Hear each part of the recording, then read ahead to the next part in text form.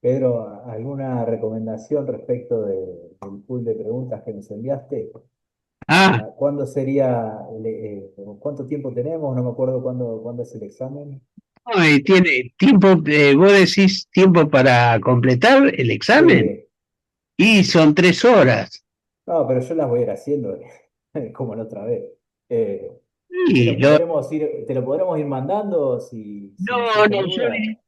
diría que no, preferiría que me lo manden en el momento del examen, Está bien. así junto todo. Si Así, algún problema nos da dudas, sí te lo podemos consultar. lo que pasa de que yo, claro, Ujú. bueno, justamente yo puedo hablar solamente de las cosas formales, ¿viste? No de contenidos, porque como el examen es a libro abierto, si no me estoy autocalificando, ¿viste? Ujú. Sí, Ok. sí, me tengo que, me tengo que asumir mismo. No, prefiero así, ¿viste? Pero no importa, anda haciéndolo simplemente eso, porque Bien, practicar los ejercicios totalmente. realmente es el objetivo práctico, digamos, de esta materia, ¿no? Más que ser informativa, que sirva para resolver cosas concretas, ¿no? Bueno, así que, este, bienvenido sea, ¿viste? La idea es, vayan completando después cuando, este, después lo podemos llegar a discutir después del examen, ¿viste? Ok. Ok. No hay ningún problema. Yo incluso creo que tengo preparado un documento con todas las respuestas a mi criterio correctas, que no tienen por qué ser únicas a veces, porque cada uno tiene sus propios argumentos, ¿no? Pero después yo voy a distribuir ese documento también.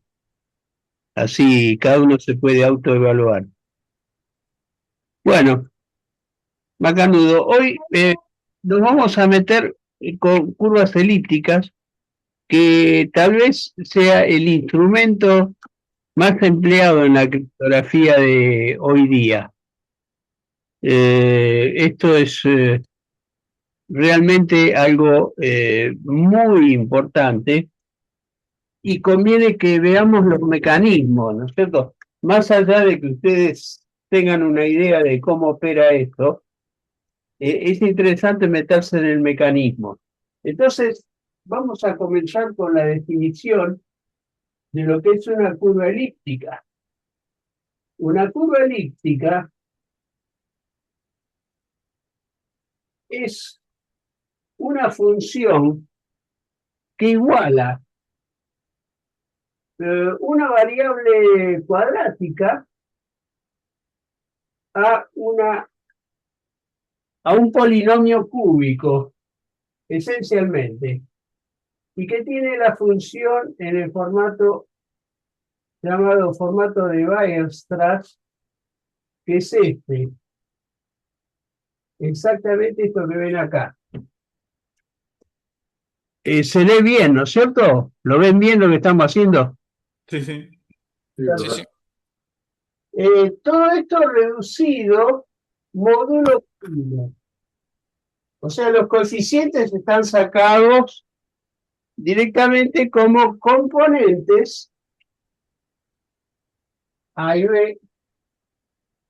Estos dos parámetros pertenecen exactamente al conjunto de residuos módulo P. Y a esto se le agrega una condición adicional. Cuando uno construye este tipo de función, fíjense que no aparece el término cuadrático. Eso justamente es el formato Weierstrass, que es el nombre de un matemático que se dedicó a estudiar estas curvas. El término cuadrático es como que se integra con, con la variable dependiente, generando una nueva variable dependiente. O sea, por un cambio de variable, uno directamente puede escribir esto prescindiendo del término cuadrático. Bien, entonces, ¿qué tenemos acá? Hay una condición adicional que se le pide, que 4a al cubo más 27b cuadrado tiene que ser no nulo. Para aquellos memoriosos, este término 4 al cubo más 27b cuadrado no es un desconocido en la matemática, sino que aparece en el discriminante de la solución de las ecuaciones cúbicas, ¿eh? Así como hay un discriminante para las cuadráticas, las cúbicas también tienen un discriminante y aparece este valor. Y justamente, bueno, esto, lo que tenemos en el segundo miembro es una ecuación cúbica. Muy bien, esto es simplemente lo que sería la definición. Ahora vamos a ver qué es realmente el grupo cíclico y conmutativo de las curvas elípticas. Son los conjuntos, es para todo conjunto de valores x, y, donde x y y también pertenecen a ZP, tal que satisfacen a la curva elíptica. O sea, siempre que detectemos que hay valores de x e y que satisfacen a esa ecuación, al par x y se lo llama punto de la curva elíptica. La curva elíptica está formada justamente por todos los puntos. Bueno, obviamente para generar un grupo de estas características, tenemos que definir una estructura. Lógicamente tiene que cumplir con todas las propiedades de grupo. No la vamos a repetir porque ya la vimos un montón de veces. Pero lo importante es cuál es la operación de grupo que se utiliza. Y vamos a decir de que el grupo este que se genera es un grupo aditivo. Aditivo. Quiere decir que la operación básica es una operación de suma y no de producto. Y ocurre de la siguiente manera. Si tenemos un punto P y un punto Q, nosotros estamos en condiciones de generar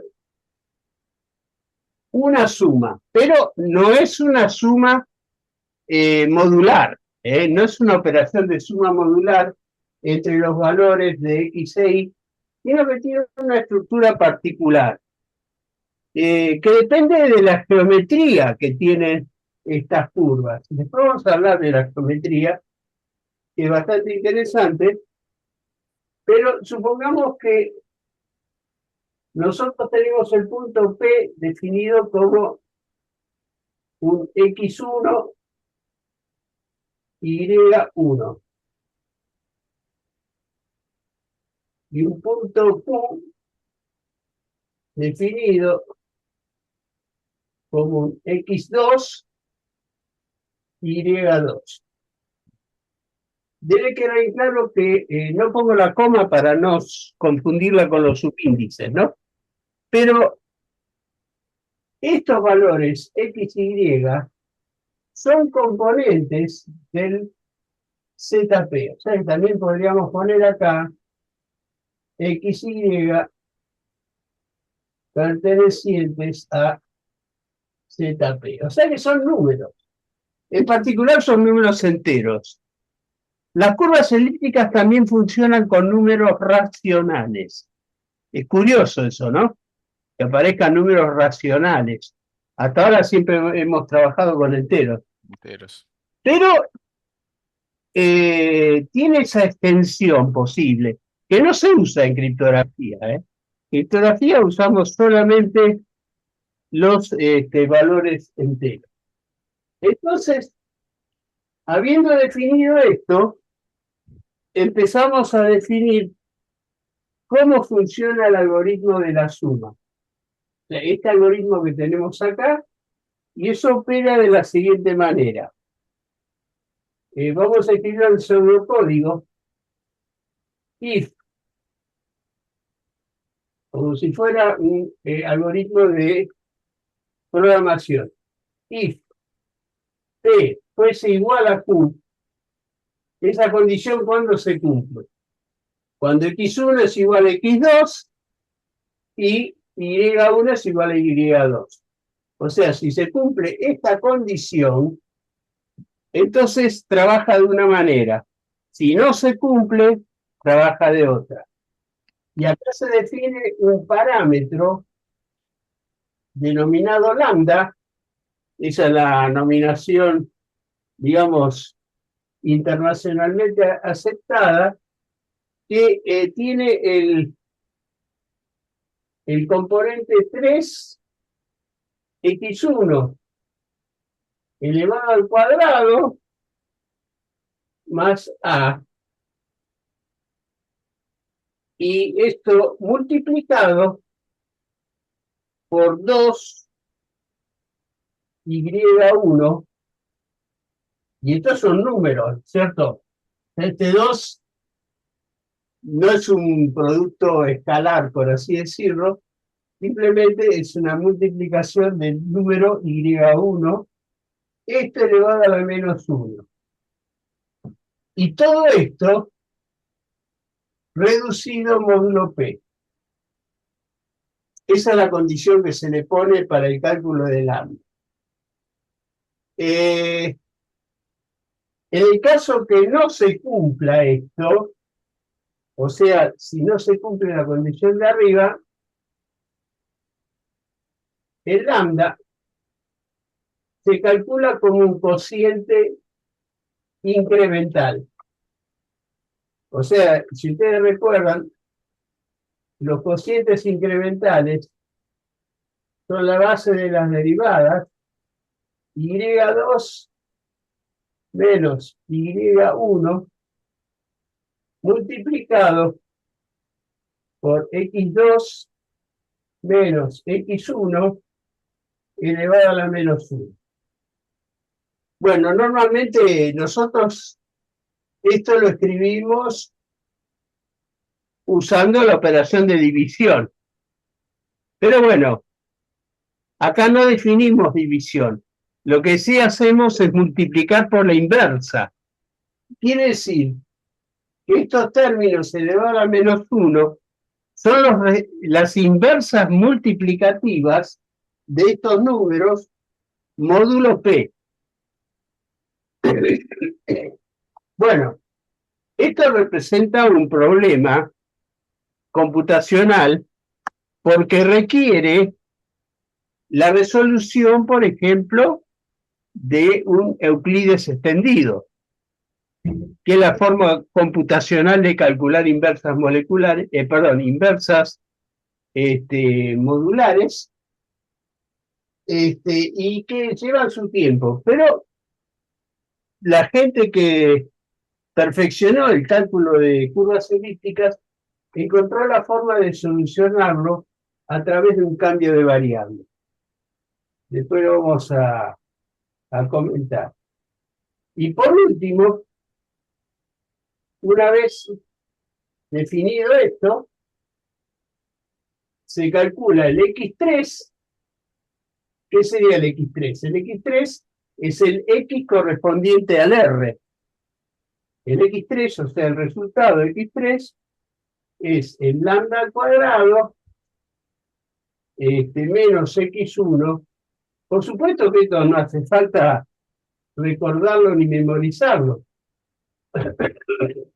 Esto simplemente que tengan una idea de cómo se avanza en este sentido.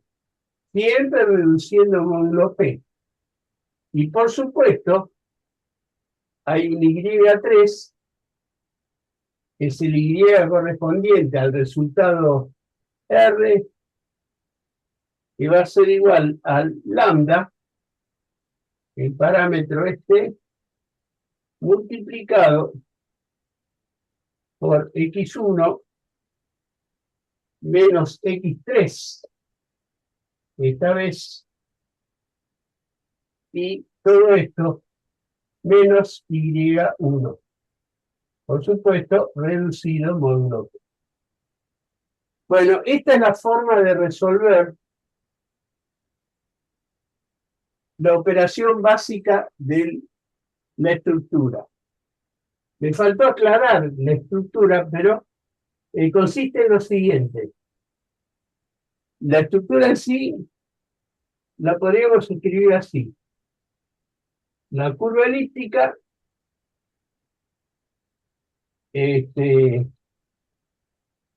como componentes de ZP elevado al cuadrado, porque hay dos elementos, X y Y, con esta operación de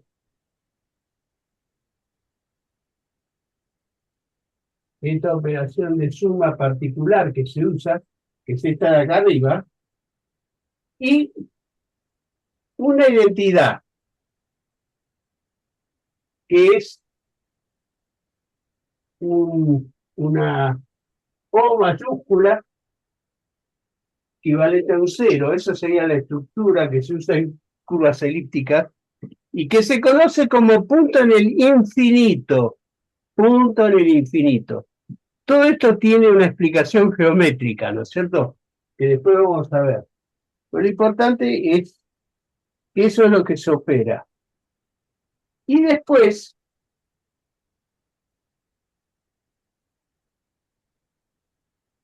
esta es la estructura. La estructura que forma un grupo aditivo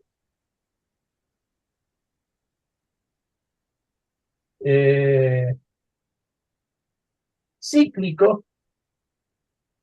¿Qué estamos diciendo al decirle cíclico? Que generadores, que hay un generador ahí en el medio. Ahora lo voy a dejar pasar, ahí está. Grupo aditivo cíclico conmutativo.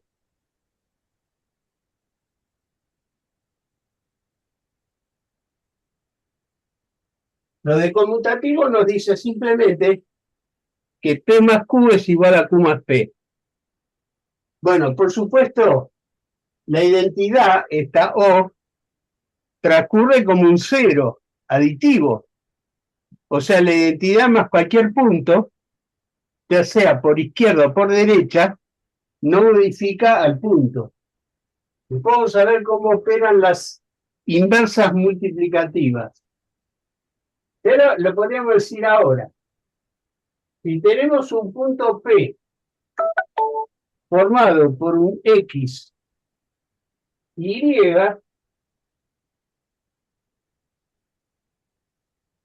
el punto menos P, y lo ponemos en notación aditiva, no ponemos P a la menos 1, lo dejamos en notación aditiva. El menos P es simplemente el X con el Y cambiado de signo. O sea, el número Y cambiado de signo. Por supuesto que al reducir esto módulo P, este signo menos puede desaparecer si se suma una cantidad de veces suficiente el módulo, ¿no? Lo transformamos en positivo. Pero esta es la expresión básica del cálculo de inversa. Como corresponde a todo grupo, tiene su clausura, cumple la asociativa, tiene su identidad y cada elemento tiene su inversa, que es aditivo. Bueno, vamos a decir ahora cómo se las arreglan las curvas elípticas para operar a alta velocidad Por eso no está escrito en ningún lado. Entonces vamos a agregar eso. Y lo único que hace falta es saber cómo puede realizar esta operación. Donde n es otro elemento del ZP. ¿Qué es esta operación? Es el cálculo de un múltiplo de un cierto valor P. Pero fíjense que no es una operación escalar directamente, o sea que no agarramos el x y lo multiplicamos a x por n y a y por n. La expresión es más compleja y sigue un algoritmo propio que justamente es lo que vamos a describir acá. ¿Por qué pongo esta operación?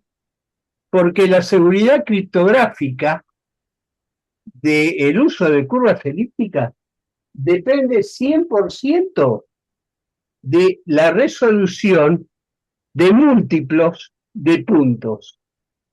Y lo hace simplemente usando dos operaciones. Y el algoritmo en pseudocódigo sería el siguiente. El término Q, o sea, el valor Q lo ponemos en 0 para esta operación y después hacemos lo siguiente.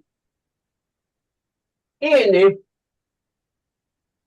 que normalmente vendrá como un número decimal, lo transformamos en binario, generando un string que va B1, B2, puntos suspensivos, hasta B sub M, B sub M, donde B sub 1 es el bit más significativo. Por supuesto, el B sub M es el menos significativo, ¿no? O sea que esto va formato Little Endian sería. Pero bueno, el algoritmo funciona de la siguiente manera. Una vez descompuesto o interpretado el n en binario, lo cual es muy rápido, por supuesto poner en 0 un valor q también es rápido, lo que se hace es lo siguiente. Para un contador que va de 1 hasta n, o sea, recorriendo todos los bits del factor, se hace lo siguiente. If, o sea, si se cumple que el b sub i correspondiente fuese igual a 1, entonces q, bueno, tendríamos que poner la consecuencia, q va a ser reemplazado por 2q más p.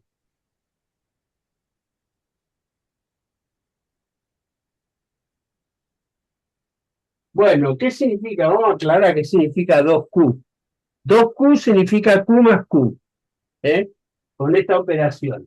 O sea, q más q con esta operación lo simbolizamos como 2q. Y en caso contrario,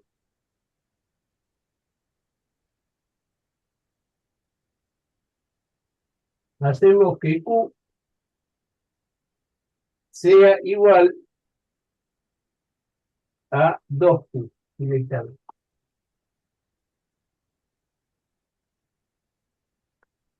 La consecuencia final es que una vez cumplido este ciclo, hacemos de que retornamos o devolvemos como salida el valor de Q. Esto es el algoritmo conocido como duplicación y suma. Algoritmo de duplicación y suma. Para los que por ahí se acuerdan, para hacer exponenciaciones modulares, usamos un algoritmo conocido como cuadratura y multiplicación. Y esta sería la versión logarítmica de ese algoritmo. Porque en vez de poner Q es igual a Q al cuadrado por P, y Q es igual a Q al cuadrado, en este caso, la versión logarítmica es 2 por Q más P. Obviamente, este algoritmo es tan eficiente como el otro, porque el orden de esto es el orden del logaritmo de n. Es altamente eficiente. Y gracias a esto, las curvas elípticas permiten su cálculo práctico a alta velocidad. Igual que las exponenciaciones modulares, qué sé yo, en Diffie-Hellman o RCA o donde aparezca. Diga mal. Muy bien. Esto quería verlo con ustedes paso a paso, para que tengan una idea de cómo es el mecanismo. O sea, no es necesario, por supuesto, recordar nada de esto, porque lo van a encontrar en cualquier libro. Lo importante es entender qué es lo que pasa y por qué se usa el algoritmo de múltiplos de un valor en forma asidua en curvas elípticas. ¿Dónde? Por supuesto, interviene acá, implícita o explícitamente, el algoritmo de la suma, de esta suma modular, que como dijimos tiene un inconveniente, porque tiene dos puntos en donde hay que calcular inversas multiplicativas. Bueno, eso se soluciona con un cambio de variable. Después lo vamos a ver en plan. Ahora lo que vamos a ver es qué pasa, por ejemplo, con un algoritmo criptográfico básico, un algoritmo de Kemp.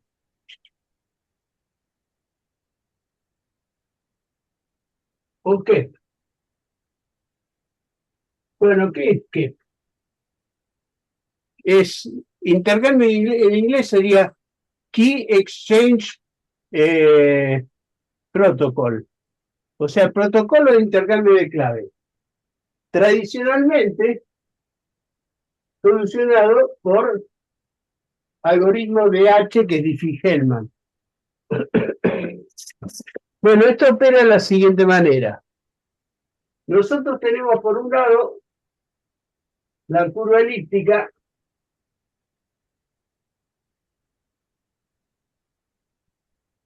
con valores XY. Una característica interesante de esto es que los puntos de la curva elíptica son siempre finitos, o sea que el cardinal de la curva elíptica es finito. Y si esto fuese un grupo multiplicativo, diríamos que estamos en presencia de un campo de Galois, algo equivalente. Pero esto no, esto directamente sabemos de que hay un número finito. Incluso hay una fórmula que permite predecir, en función de los valores A y B, cuál es el número aproximado, da cotas, ¿no es cierto?, valor mínimo y valor máximo de los puntos de la curva elíptica. Bien, vamos a ver cómo opera el Diffie-Hellman. Por un lado tenemos la curva elíptica y por el otro lado, si el grupo es cíclico, tenemos algún punto que actúa como generador aditivo. Entonces, la cosa es muy simple. Acá tenemos a Alice, acá tenemos a Bob,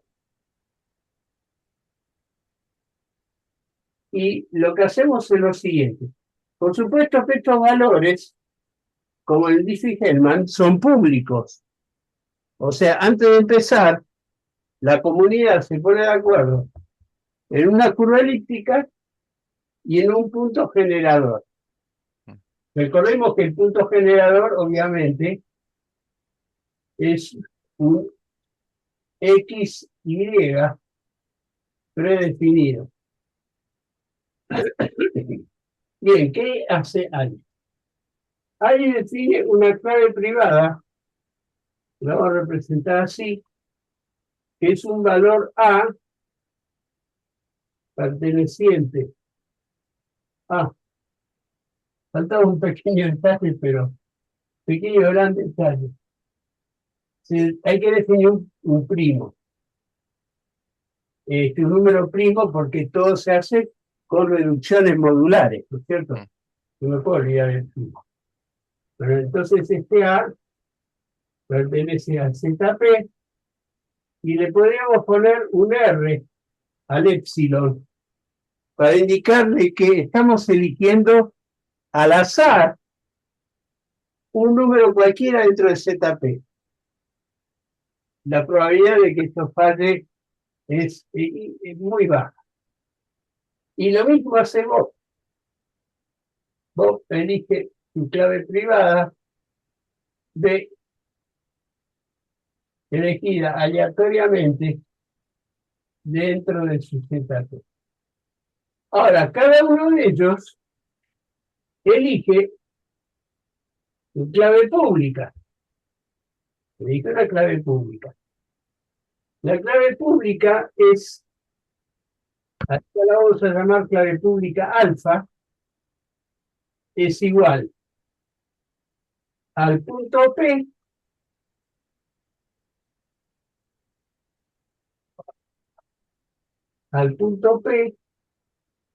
premultiplicado por el factor A. Fíjense qué es lo que está ocurriendo acá. Y acá hacemos un beta que es igual a B multiplicado por el punto P. Por supuesto que todo esto se reduce siempre implícito, para decir acá. A ver, un poquito dejo entrar Alejandro. Bien. Entonces, lo único que hay que hacer acá es hacer un intercambio de claves públicas.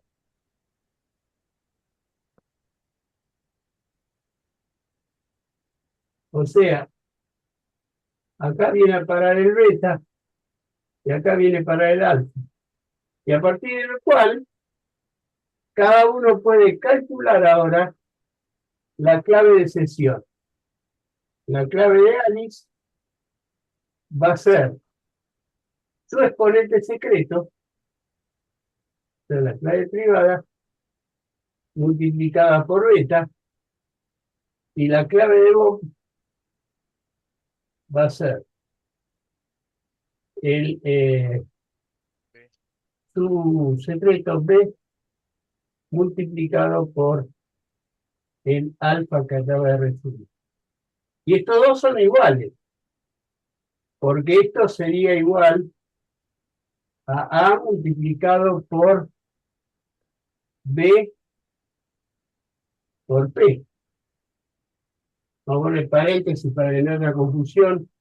Todo esto reducido a módulo P, ¿no? Ya. Y esto es igual a B por A por P. reducido módulo P. Y obviamente, lo que pasa con los escalares, hay conmutatividad. Y la conmutatividad asegura que estas dos claves son iguales. Así de simple es un Diffie-Hellman basado con curvas elípticas. Es muy simple, pero hay que tener cuidado. O sea, estos no son productos escalares, ojo. Estos siguen, para resolver esto, hace falta emplear el algoritmo de duplicación y suma, tanto acá como acá. O sea, yo no sé cuál es B. Acá tengo un par de valores XY y acá un par de valores XY también. Pero acá lo que le aplico es un factor. Y por supuesto no se puede conmutar esto. Ese factor hay que someterlo con el algoritmo de duplicación y suma. O sea, acá interviene duplicación y suma en ambos lugares. Duplicación y suma. Bien, esto es difícil. Y en realidad, algo muy parecido ocurre con los cifrados. O sea, ¿cómo hacen las curvas elípticas para cifrar? Lo que hacen simplemente es, vamos a borrar acá, se ponen de acuerdo en estos valores típicos y luego, acá tenemos a Alice y Bob,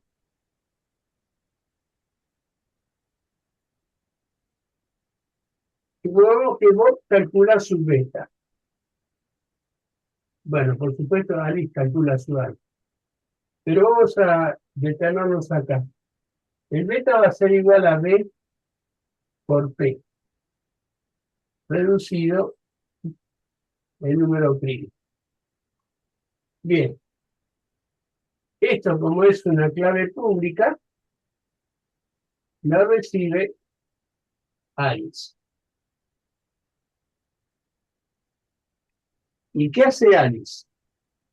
En el método de Gamal es típico de que Alice, o sea, la persona que quiera mandar un mensaje a la otra, utiliza la clave pública del receptor, clásico en criptografía simétrica.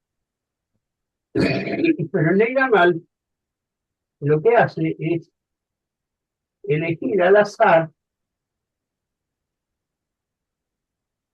un elemento que lo va a mantener en secreto, un número K perteneciente al ZP. Y a partir de este momento define también un M, un mensaje, que por motivos de simplicidad, aunque no es necesario, vamos a considerar que M, por motivos didácticos más que todo, que M pertenece a que el mensaje es un componente secreto de la curva elíptica.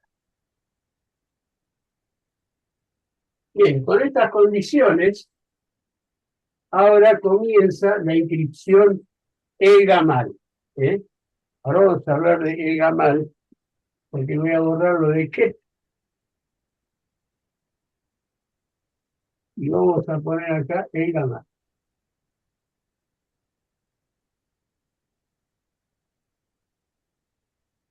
Bien. Bien. Entonces, acá, como hace habitualmente Gamal, genera dos componentes cifrados, que es un Y1 y un Y2. Esto es lo que genera. El Y1, en este caso, lo hace multiplicando el punto P preconvenido, ¿no es cierto? Generador, por el valor K aleatorio. Por supuesto, reducido módulo P. Y el Y2 lo hace con el mensaje. Es igual al mensaje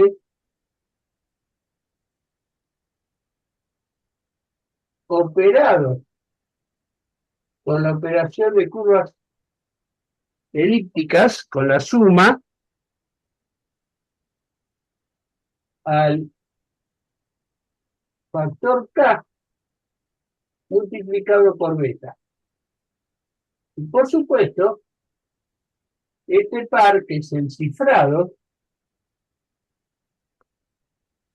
pasa al receptor. Y el receptor ahora tiene que abrir. La apertura es bastante fácil, porque el mensaje, fíjense, es igual a Y2, vamos a poner la operación menos el valor de S por Y1. Bien. Por si había alguna duda, en vez de S, por notación, vamos a usar el valor de.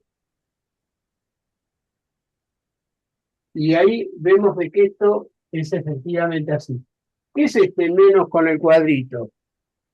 Es la operación de suma con la inversa aditiva dentro del mismo campo. Recordemos que la inversa aditiva en curvas elípticas es muy simple.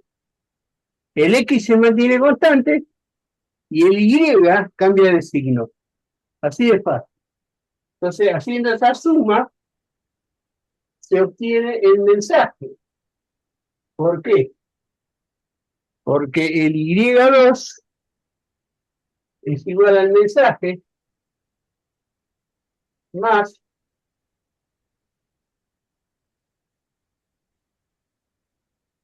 K por beta. Y si a esto le restamos el B por el Y1, es K por P,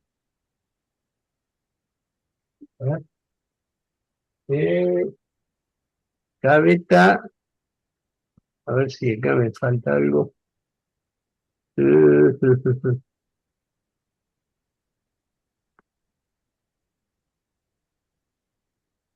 Sí. K por S. Esa en realidad es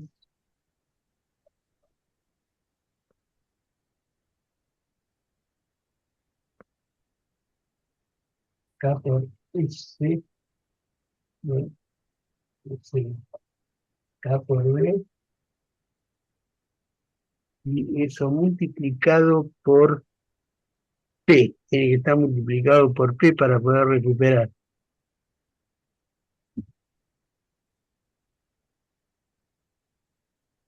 Ahí están los tres componentes. De esto le restamos el beta del factor B por K por P también.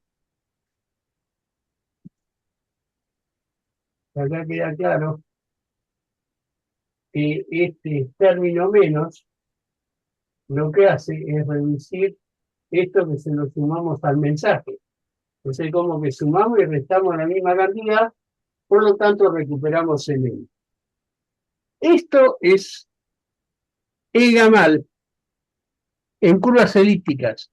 Y esto es lo que se usa en criptografía. O sea, acá no hay ningún secreto raro, sino que realmente se hacen estas operaciones que son simples de realizar. Lo único que tengan en cuenta que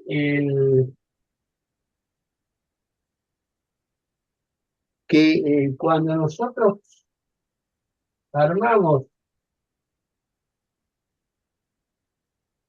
esto es K por BP, y BP es igual a beta, o sea que el K multiplica al beta acá. Sí, él tiene esta estructura, o sea, acá se invierten los factores, pero siguen siendo conmutativos por la propiedad asociativa que tienen los grupos aditivos. Entonces esto funciona bien. Esto es igual a esto, acá se suma, acá se resta, y se obtiene el mensaje. Y eso está bien. Bueno, creo que esto explica cómo operan las curvas elípticas. O sea, acá no hay mucho más que decir. Sabemos cómo se hace un Diffie-Hellman y cómo se hace el Gamal. A partir de acá, también podríamos realizar una firma digital con curvas elípticas. Pero simplemente es una variante en la cual operamos con la clave privada y no con la clave pública. La clave privada del emisor y no la pública del receptor. Pero el resto es exactamente igual. Bueno. Pero una pregunta más de orden práctico, ¿no? Sí. Efectivamente se usa curva elíptica, o sea, se implementan algoritmos de encriptación asimétricos como el Gamal sobre una curva elíptica. Eso es, o sea, más allá de que se pueda matemáticamente, ¿en la práctica se usa eso o solamente se limita en su gran mayoría a Diffie-Hellman, a intercambio de claves? Se emplea. ¿Se emplea? Tal vez se emplee más la firma digital que la propia encripción. El esquema básico es el mismo. Vos fíjate qué es lo que pasa, por ejemplo, con entidades como Certicor, o sea, entes certificadores, digamos, del más alto nivel, que han reemplazado las firmas digitales de los certificados raíz, de los root certificate, de RCA lo han pasado a curvas elípticas, simplemente porque son mucho más seguras y más compactas, cosa que vamos a ver a continuación. Sí, esto. Claro, bueno, ok, perdón. Sí, No, sí. no, lo otro que te iba a preguntar es el P ese que elegís, el primo ese que elegís es el primo que es monstruosamente más pequeño que el primo que uno usa en RCA, ¿no? Esos son los 256 bits o lo... ¿no? Exacto, sí, de todo ahora vamos a ver una tablita sobre eso. Porque lo que voy a hacer ahora es pasar un poco las placas, que ustedes la tienen también, pero vamos a recorrerlas juntos, así el tema queda bien cerrado. Sí, tenés razón. Entre otras cosas, eso es fundamental. Así que bueno, yo ya el pizarrón no lo voy a usar más, así que a ver, ¿qué puedo hacer con esto? Voy a cerrar la ventana del pizarrón porque no la voy a usar más. Y vamos a pasar directamente. A ver, voy a deshabilitar este micrófono. Y vamos a pasar directamente a las placas. Y vamos a hablar sobre las placas. Bien. Acá lo que van a ver es un poco un repaso ampliado de lo que vimos acá sobre el pizarrón, ¿no?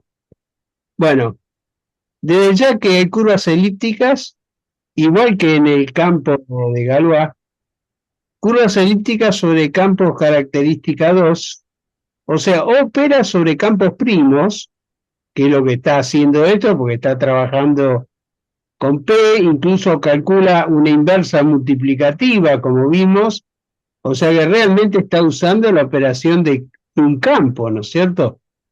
está usando suma y producto, digamos modulares, típicos, ¿no? Y bueno, cuando la característica es prima, sabemos de que tenemos un campo. Y con las potencias de números primos, tenemos campos polinómicos. Bueno, esto se puede usar tranquilamente en curvas elípticas.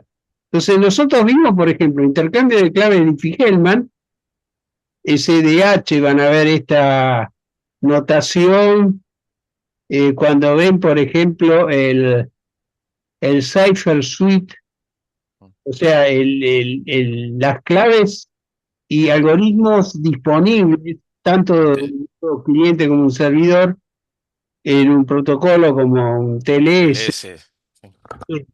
Entonces van a ver encripción el Gamal, Meneses, va. ¿Saben lo que es el Gamal Meneses Wanston? Es una ampliación del protocolo de el Gamal que vimos en el pizarrón, hecha por Meneses, que lo que logra es que en vez de utilizar un mensaje perteneciente a un punto de la curva elíptica, porque si no esto no tendría mucho sentido, utiliza simplemente un mensaje elegido dentro del ZP. Dentro del ZP. Eso amplía enormemente, por supuesto, la facilidad de implementación de la inscripción, ¿no? Entonces, por eso se utiliza esta variable. Y tiene otra cosa. Ustedes fíjense en que el Gamal normalmente duplica el espacio ocupado del mensaje, porque el mensaje se separa en dos componentes, ¿no es cierto? Un Y1 y Y2, o sea que hay una duplicación de espacio. Con la variante Gamal-Meneses, lo que se hace es reducir esa duplicación a un factor de 50%, o sea, ocupa 1,5. O sea que reduce también el tráfico de información cifrada. Y por supuesto, SDCA, Elliptic Curve Digital Signature Algorithm, o sea, la firma digital es tal vez el protocolo más empleado hoy día. Y bueno, y como aclara acá, tiene grandes ventajas sobre operación con campos numéricos, tipo RCA. Es más rápido, más compacto y más seguro. O sea, un buen motivo para que RCA haya sido dejado de lado y haya sido reemplazado por curvas elípticas. Ahora, ¿qué pasa ahora con la computación cuántica? Eso te iba a decir. Eso Eso es te iba a decir.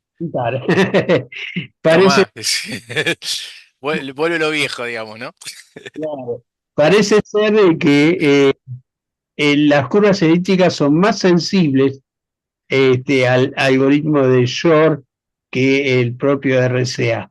Pero bueno, del mundo, La realidad es que es un detalle de color, digamos, o sea, porque en la práctica los dos tienen la misma vulnerabilidad intrínseca respecto de, digamos, o sea, se requiere menos ingeniería, o sea, puede pasar antes en curvas elípticas, pero a la larga es lo mismo, digamos, ¿no?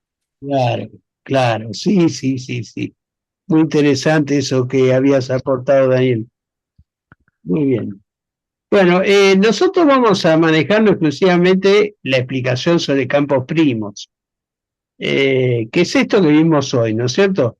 Ahí vemos la ecuación básica de las curvas elípticas, que son simplemente ecuaciones modulares, módulo P, con coeficientes modulares, por supuesto, un cuadrático igualando a una ecuación cúbica. Bueno, y ahí está la condición que tiene que cumplir. Ahí abajo tiene la fórmula que se llama teorema de Hasse, que es la que nos cuantifica el cardinal de puntos que tiene la curva elíptica. Y bueno, que está entre esos dos límites. No nos da un valor exacto, pero sí lo acota. Bien, y después tenemos, aparte de las soluciones generadas a partir de un generador, ¿no es cierto? Un generador por adición sucesiva, puede generar todos los puntos de la curva elíptica. Pero ¿qué pasa? Cuando uno trabaja con coeficientes A y B muy grandes, prácticamente es imposible generar todos los puntos de la curva elíptica. Pero por suerte, para los cómputos, no hace falta generar todo el campo, mucho menos la tabla de logaritmos.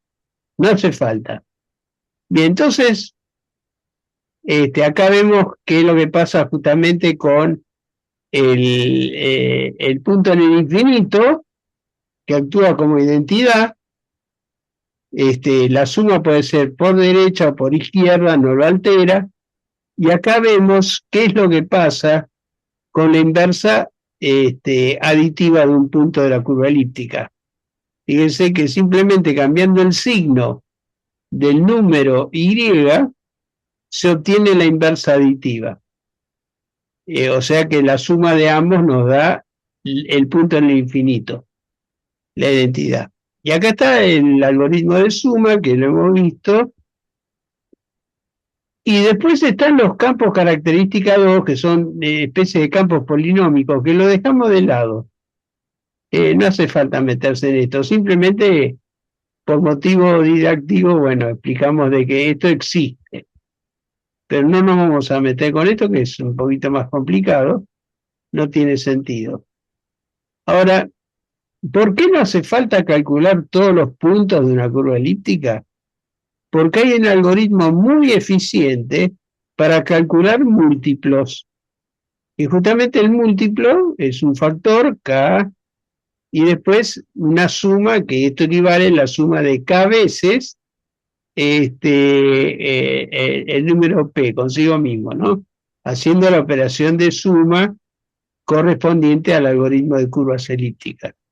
Acá tenemos el algoritmo de duplicación y suma, que lo hemos visto. Notar la analogía estructural con el algoritmo eficiente de exponenciación modular, y sabemos de que el orden de este algoritmo es logarítmico, orden logarítmico, o sea, más eficiente que el lineal. Bien, ya es que es polinómico, ¿no es cierto? Es un algoritmo de la clase P, o sea, de fácil resolución. Y acá está la resolución de cómo funciona. Es un ejemplo de cómo funciona el algoritmo de duplicación y suma. Por ejemplo, si tenemos un punto P y K, o sea, el factor fuese 23. 23 en binario es lo que ven acá, y acá tenemos los distintos valores. El 1 es el bit más significativo, después sigue el 0, un 1, un 1 y un 1, ¿no es cierto? Es esta expansión binaria. Y a la salida del algoritmo lo que sale es 23 veces el punto P. Como esto es logarítmico, esto es muy rápido, porque fíjense que el punto P comienza duplicando, porque comienza con un 1. Después aparece un 0, o sea, después del 1 hay un 0. Entonces, lo siguiente es la duplicación del acumulador más el punto P. Después otra vez viene un 1, siguen 3 1, ¿no es cierto? Los 3 1 son justamente la duplicación más el punto y una nueva duplicación más el punto acá.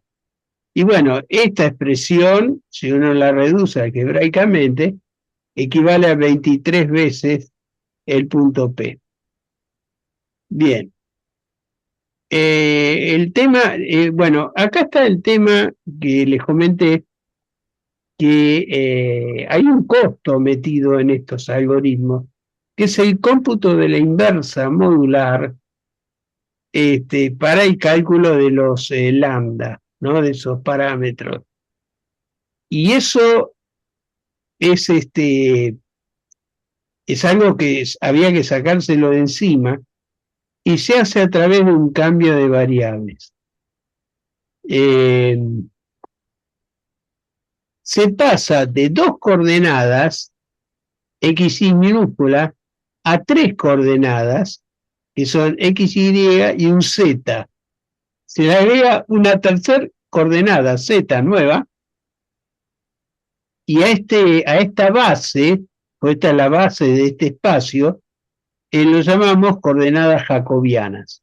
Y en coordenadas jacobianas desaparece la necesidad del cómputo de inversas modulares, ¿no?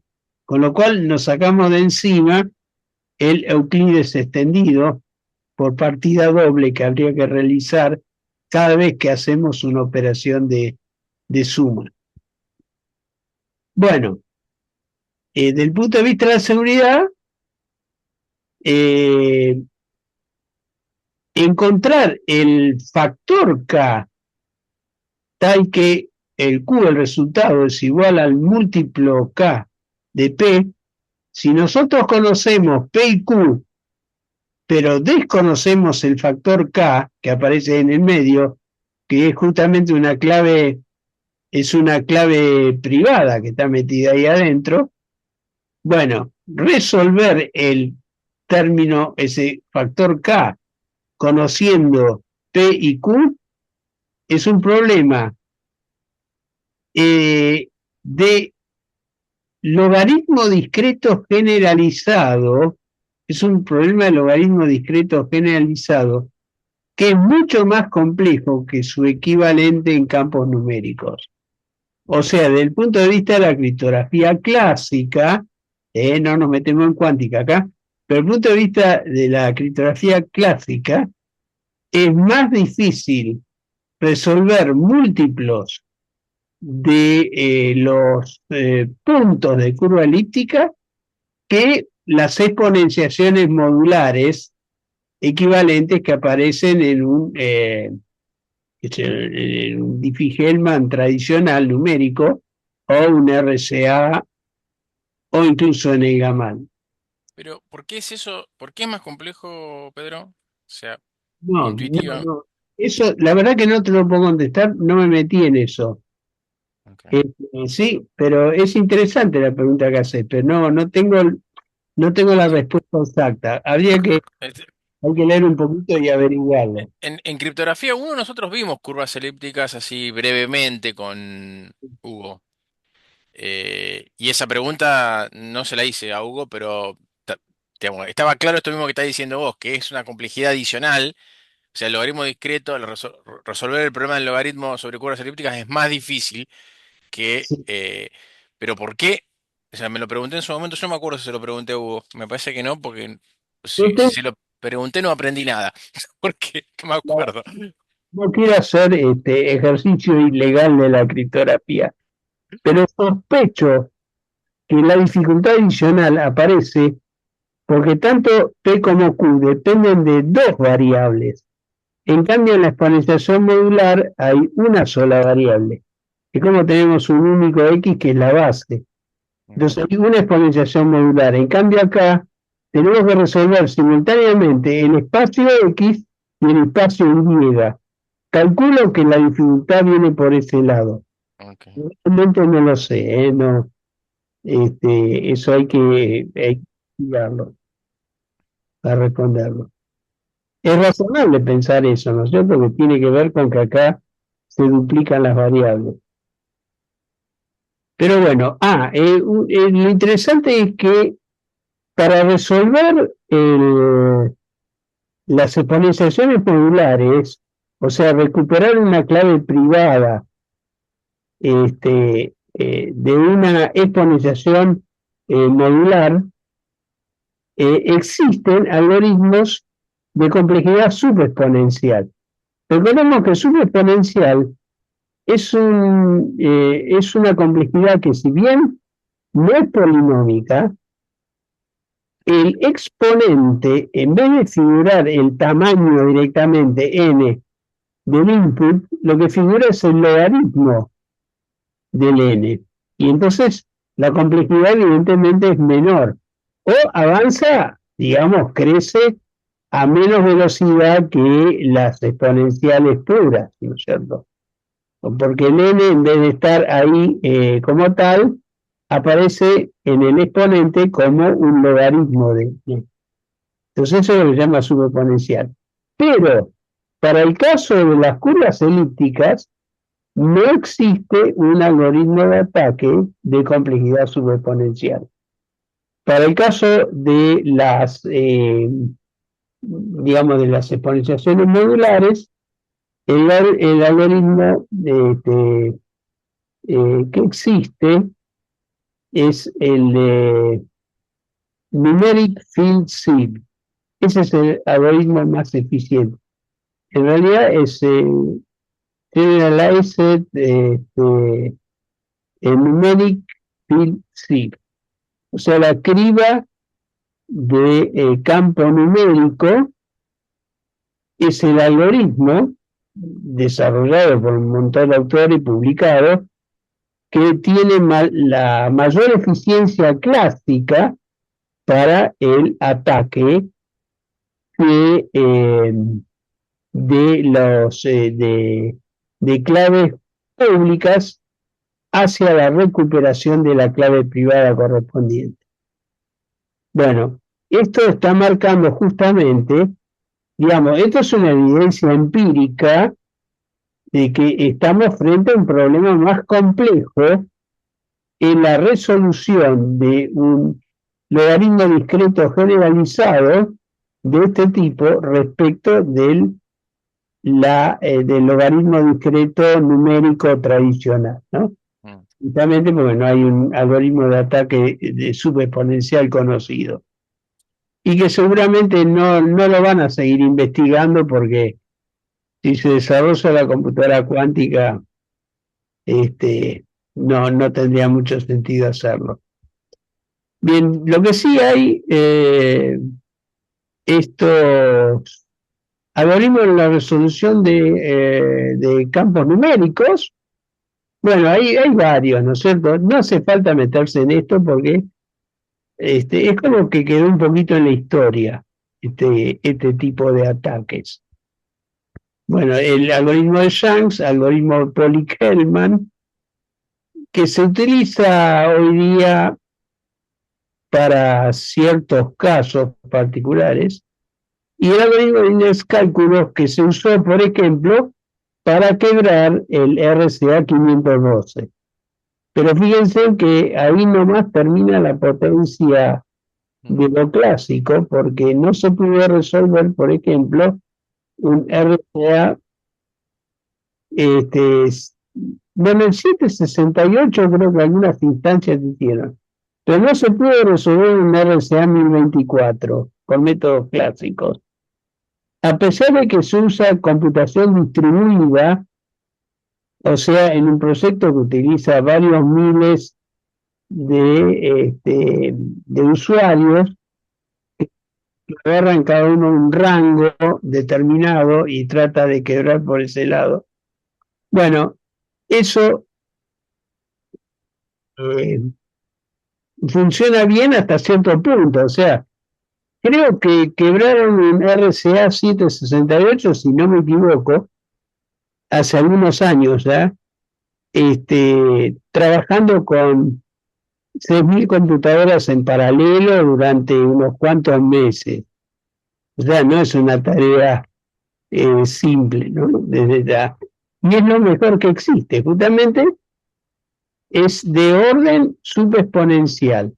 O sea, es exponencial en función del logaritmo de n, en vez de ser exponencial en función de n, ¿no? Sin el logaritmo que lo hace más lento, pero no deja de ser exponencial.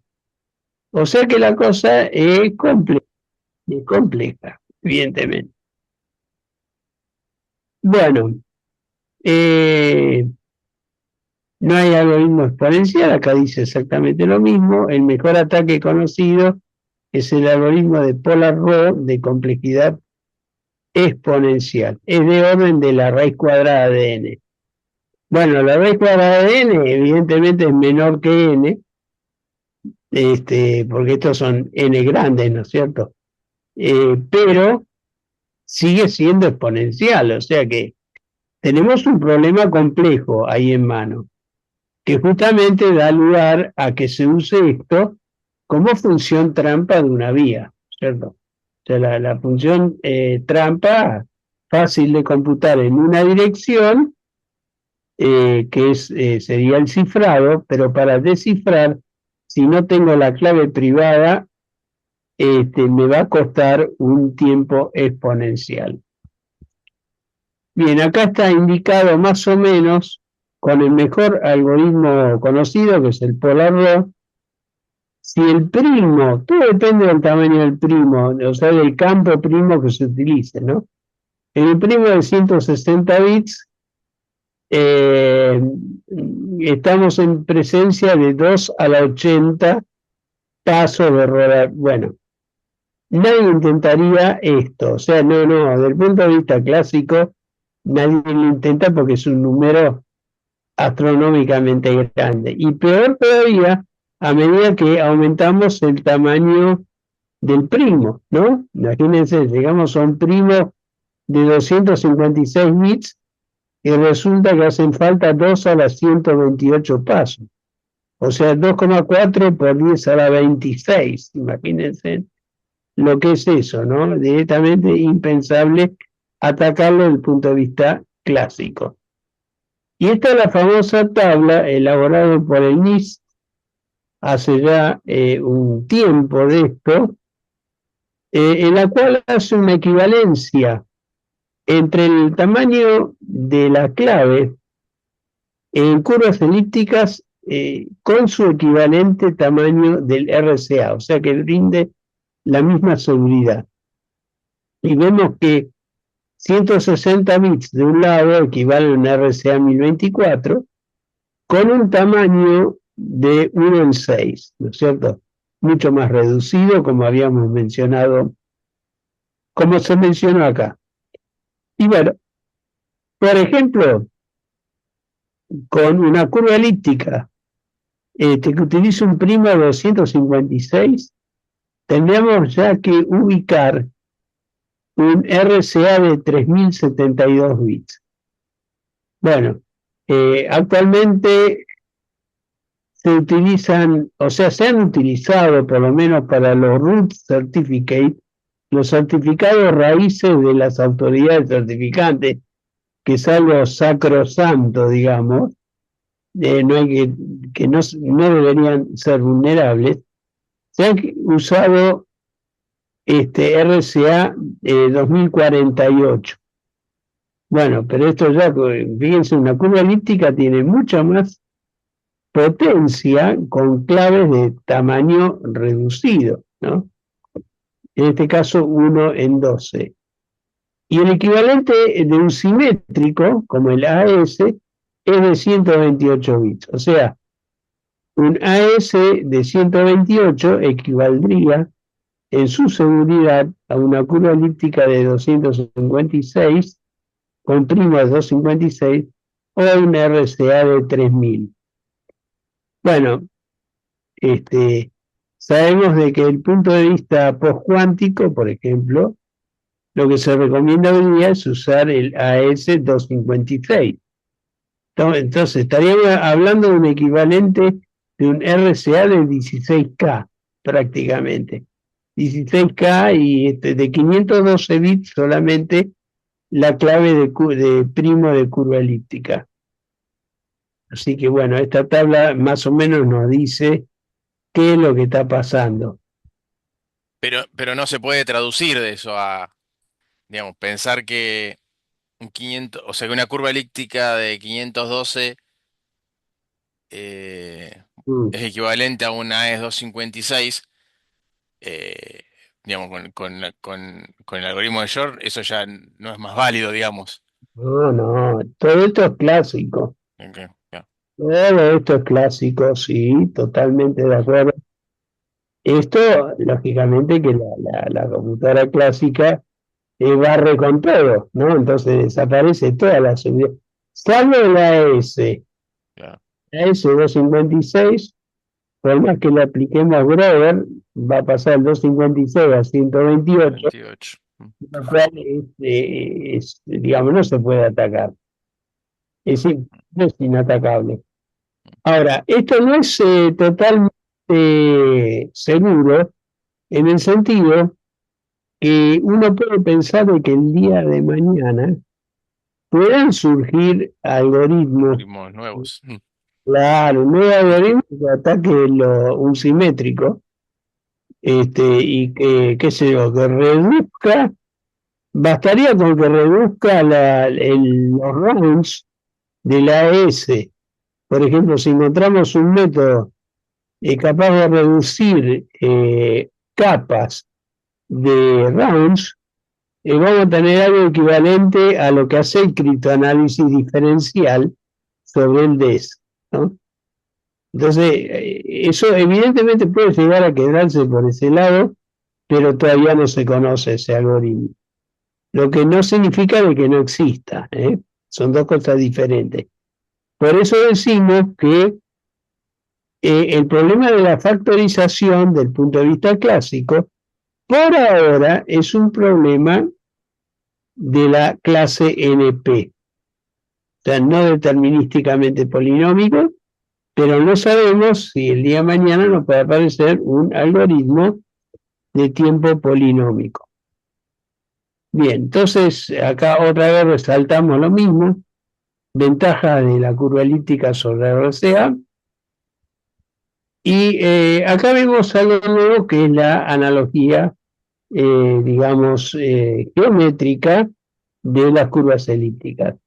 Fíjense en las distintas gráficas de las curvas en ejes cartesianos en 2 dimensiones, y estas son las formas que pueden llegar a tener las curvas elípticas. Las soluciones PQ adentro de esas matrices o formatos, tipo hiperboloide,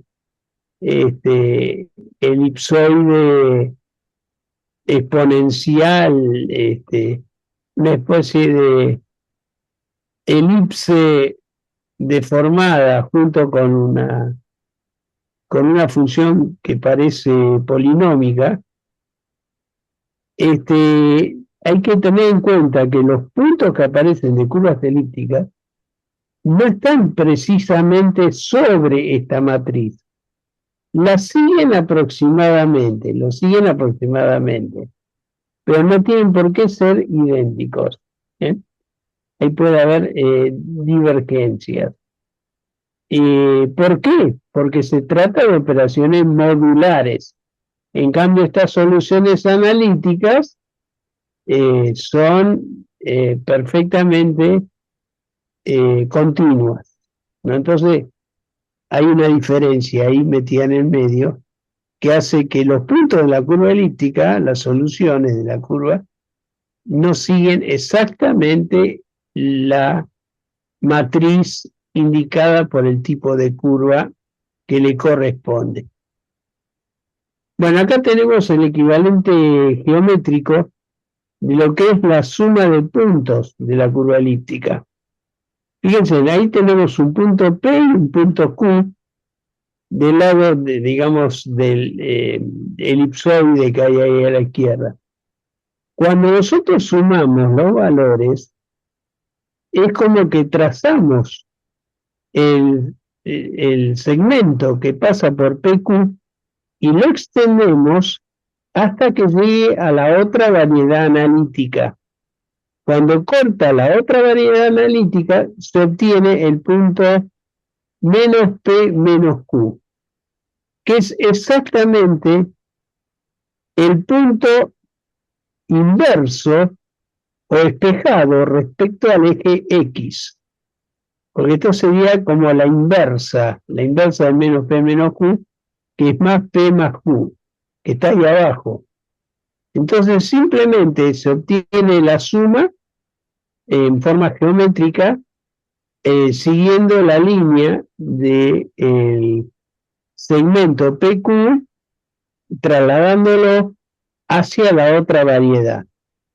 Decimos así porque P y Q pueden estar del lado derecho sobre el hiperboloide, y en ese caso el punto R, o sea el menos P menos Q, va a aparecer en el elipsoide. Pero bueno, se cumplen estas propiedades. Y en el caso de la duplicación, que es la suma de P más P, en este caso lo que se hace es trazar la tangente.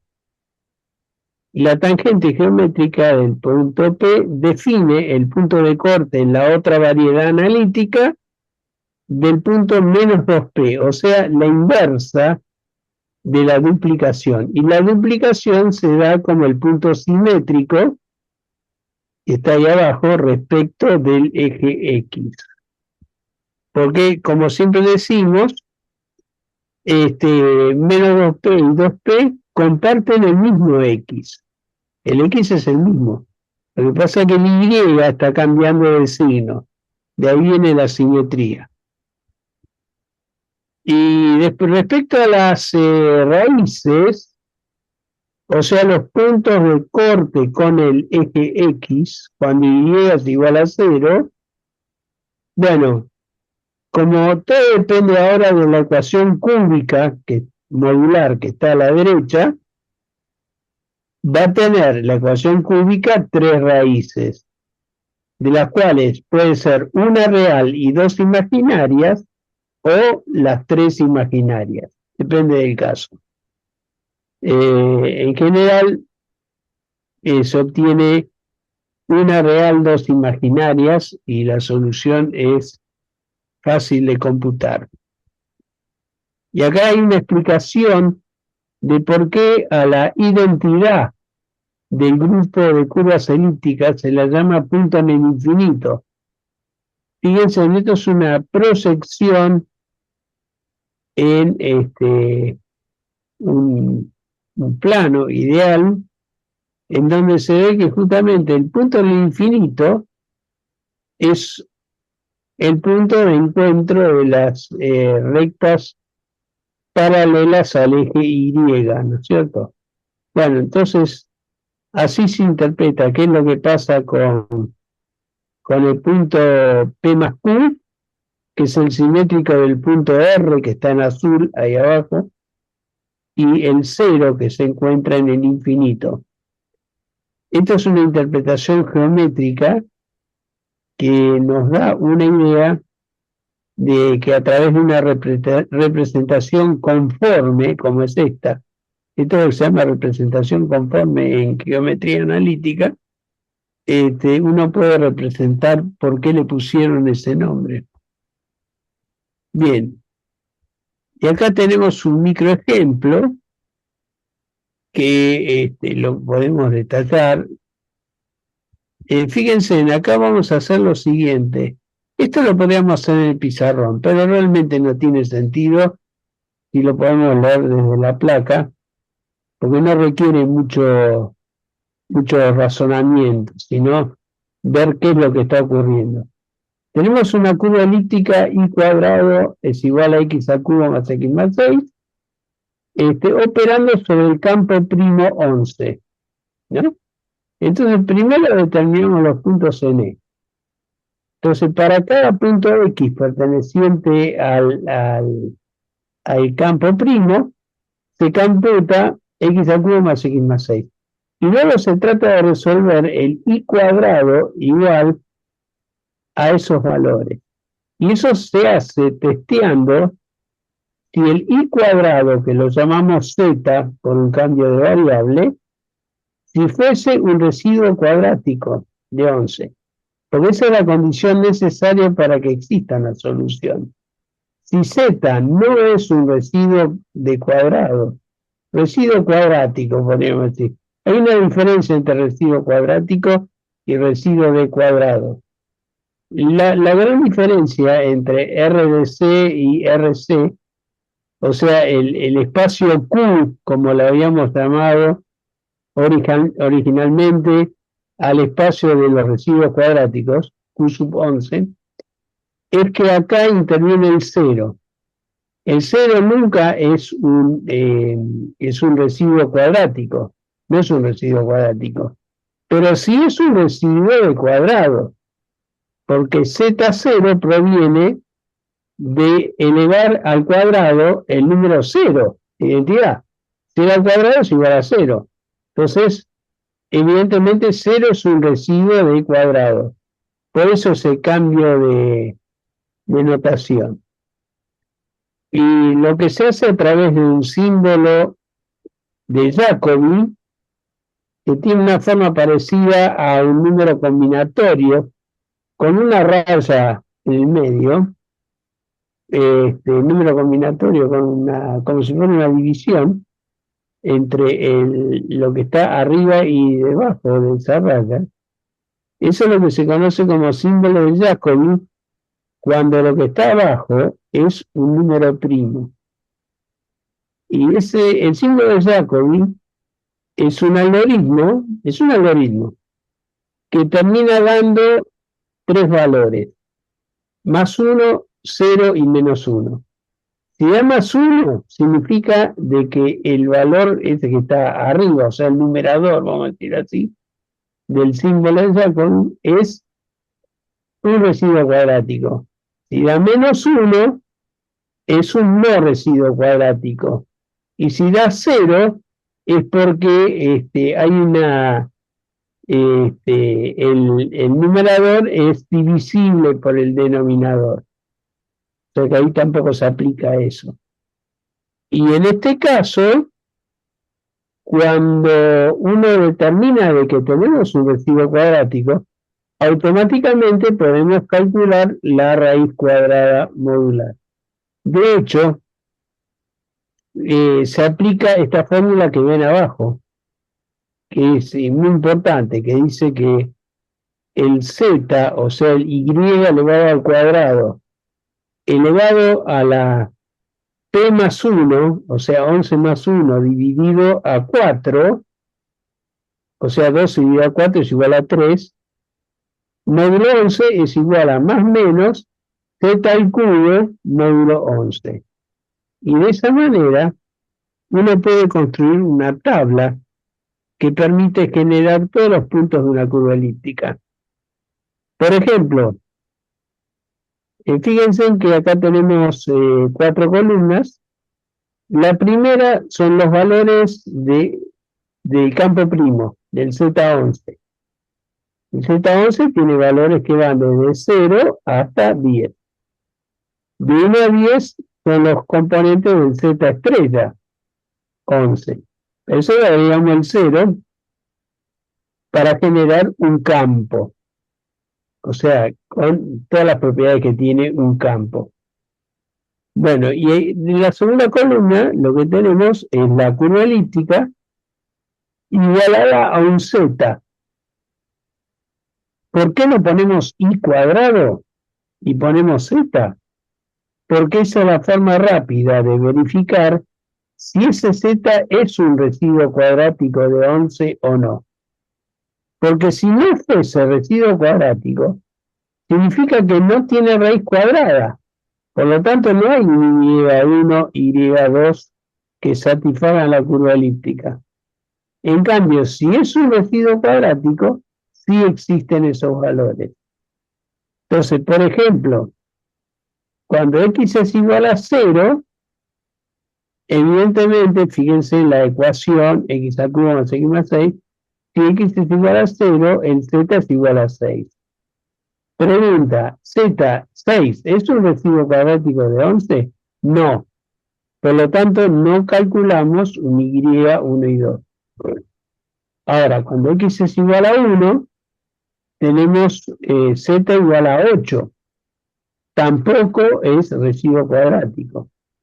Cuando X es igual a 2, tenemos 8 más 2, 10, más 6, 16, módulo 11, 16, módulo 11, 5. Entonces tenemos el z igual a 5. Y 5 sí es un residuo cuadrático de 11. Por lo tanto, tiene sus dos raíces cuadradas. Las raíces cuadradas son 4 y 7. El 4 es natural. Y el 7 es el menos 4. Es menos 4 módulo 11.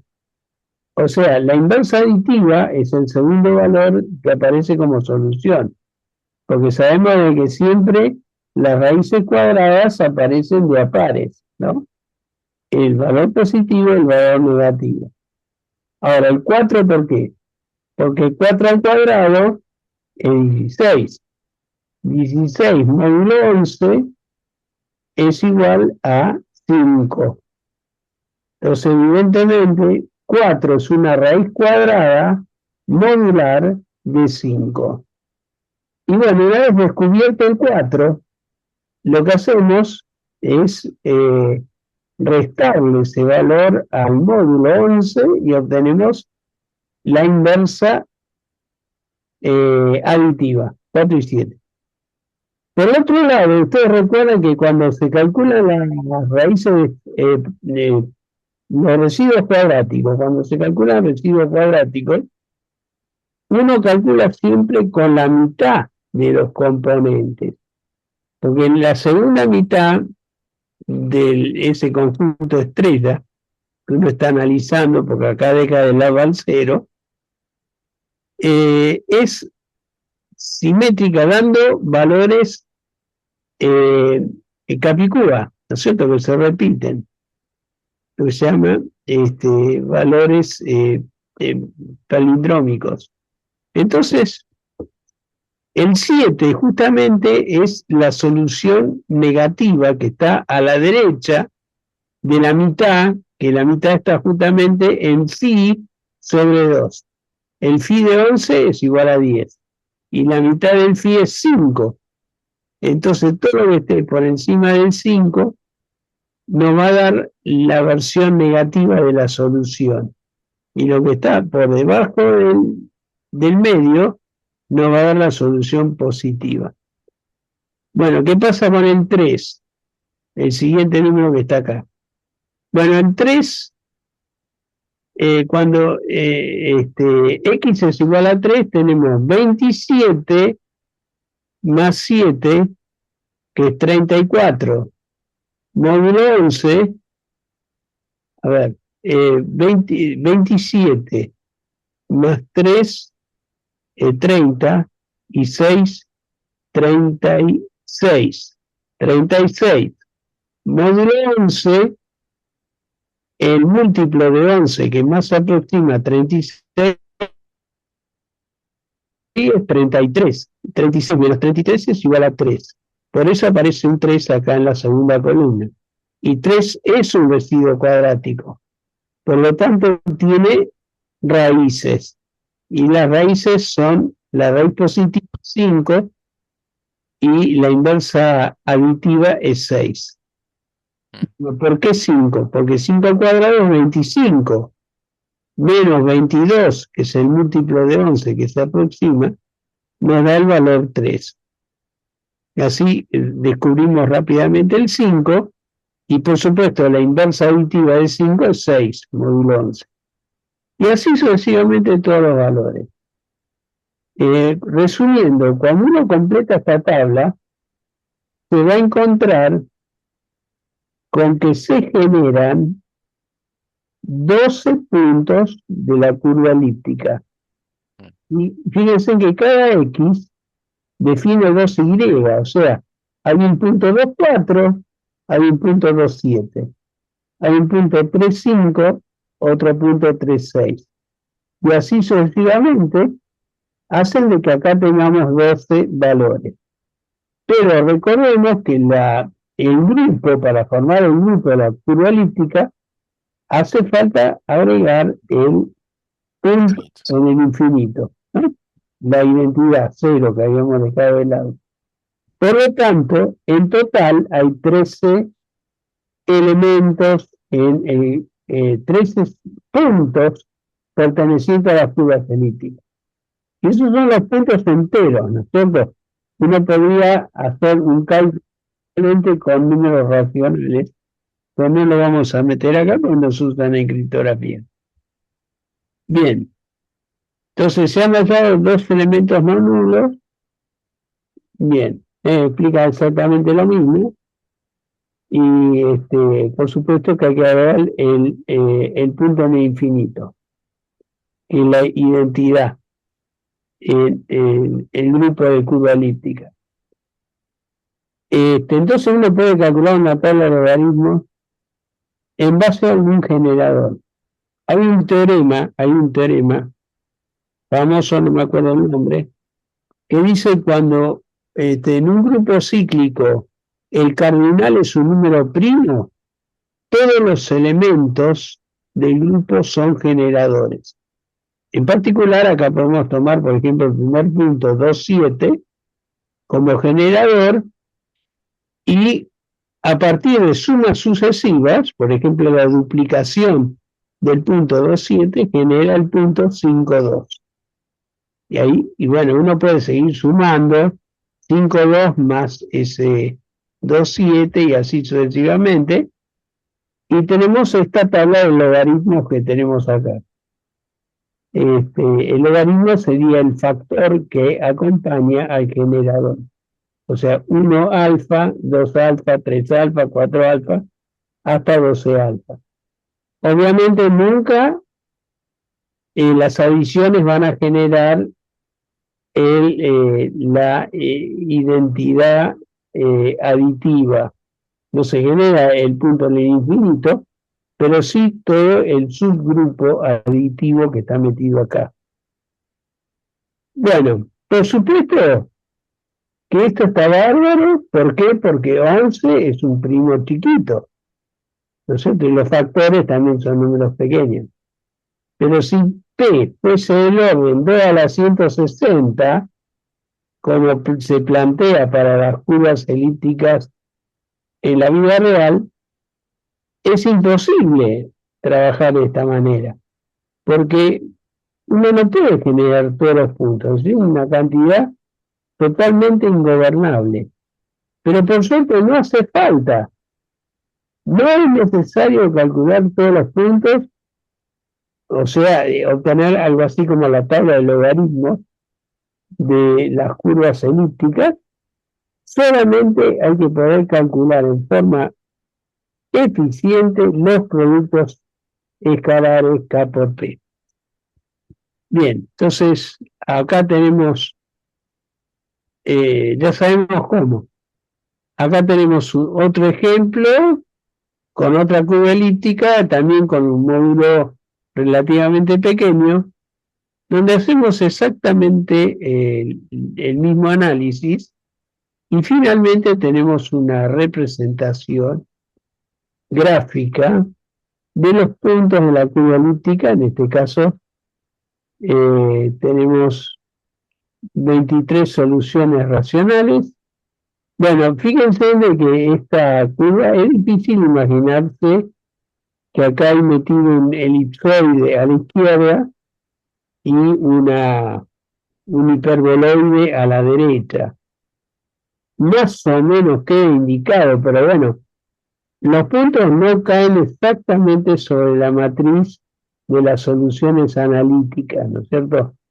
Que es lo que justamente queríamos mostrar. Acá está explicado cómo funciona el sistema Meneses-Van Sobel-Gamal, que justamente tiene la ventaja de que en vez de elegir un mensaje como punto de la curva elíptica, lo cual siempre es limitante porque habría que calcular ese punto, sino directamente un componente de ZP, el ZP estrella en particular. Entonces, trabajando con un valor cualquiera, aleatorio, uno puede efectuar un cómputo del gamal tal como está indicado acá, ¿no? La encripción y la desencripción correspondiente. Y acá hay un ejemplo numérico de encripción usando el gamal, tal como lo vimos en el pizarrón, con un ejemplo numérico sobre encripción con curvas elípticas. Y bueno, ahí está cómo se opera, pero fíjense que acá hay una ampliación del 50% en el tamaño del cifrado respecto al texto plano. O sea que este cifrado vendrá en la variante de Meneses el Gamal. Bien. Y bueno, ahí está la inscripción. Fíjese que ahora aparecen tres términos, ¿no es cierto? Eso es lo que decimos ampliación de espacio del 50% respecto del EGAMAL tradicional, que utilizaría solamente un X0, X1. Y acá, evidentemente, acá van a intervenir cuatro componentes en vez de tres. Perdón. Sí, no te escucho. No, que estornudé sin querer. Tenía abierto el micrófono. Eso no tiene interpretación matemática. Muy bien. Bueno, esto es simplemente un ejemplo. Acá está explicado el Diffie-Hellman.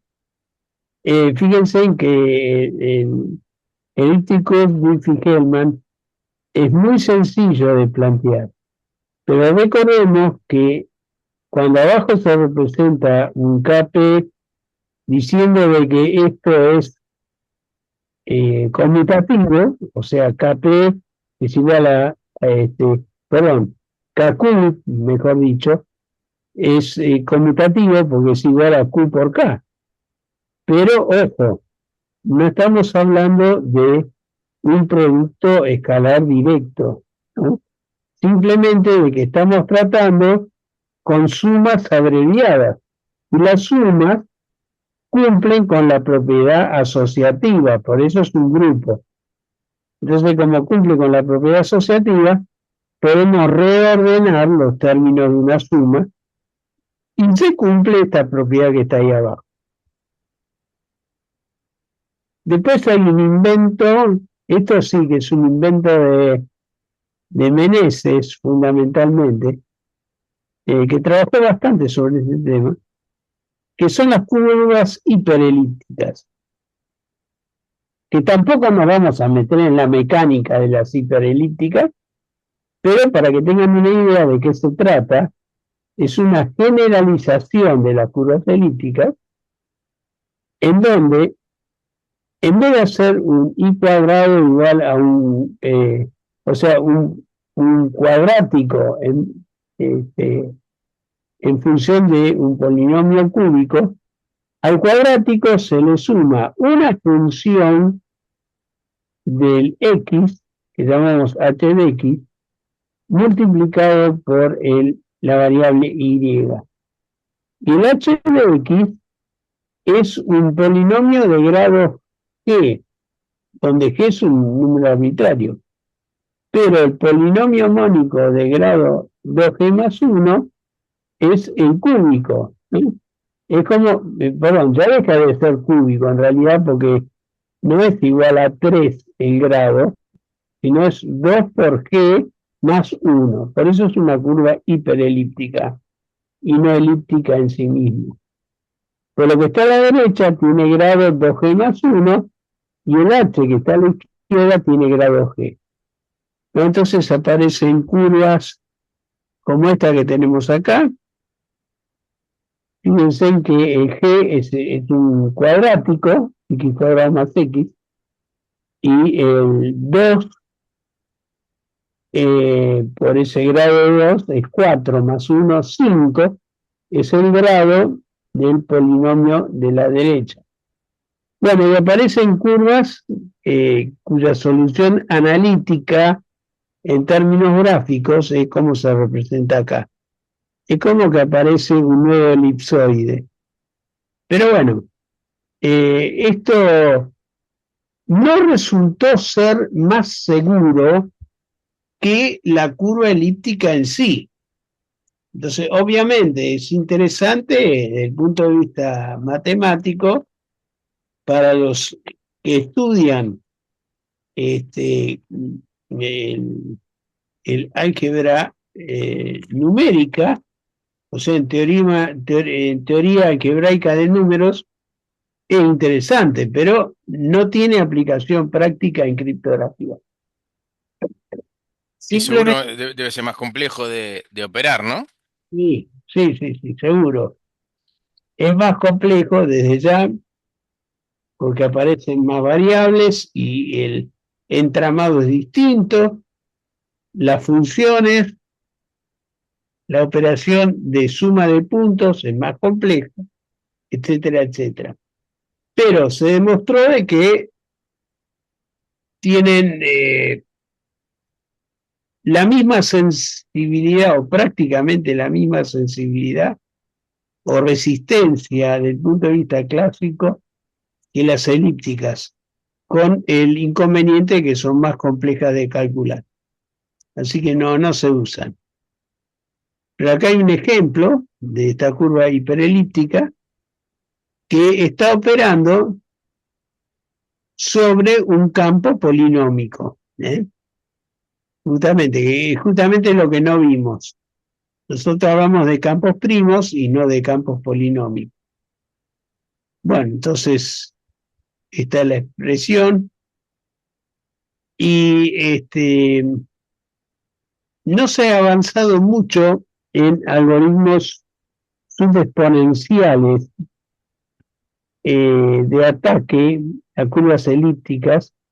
Este algoritmo Rosbach-Barbulescu no es subexponencial, es exponencial, pero resuelve el algoritmo descubierto ahí en los años que está indicado ahí abajo, tiene la ventaja de que resuelve curvas elípticas con números primos muy elevados.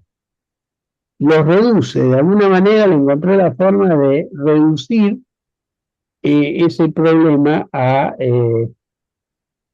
digamos, a valores mensurables. Y encontró y publicó cómo se solucionan curvas elípticas tradicionales, digamos, con números primos muy grandes. Esa es la única diferencia. Bueno, y esto en realidad es todo. Acá terminan las placas, las hemos recorrido de punta a punta, así que podemos dejar de compartir.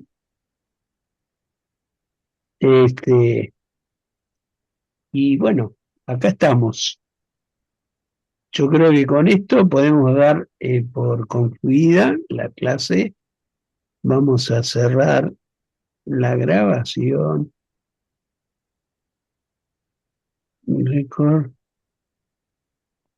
Stop.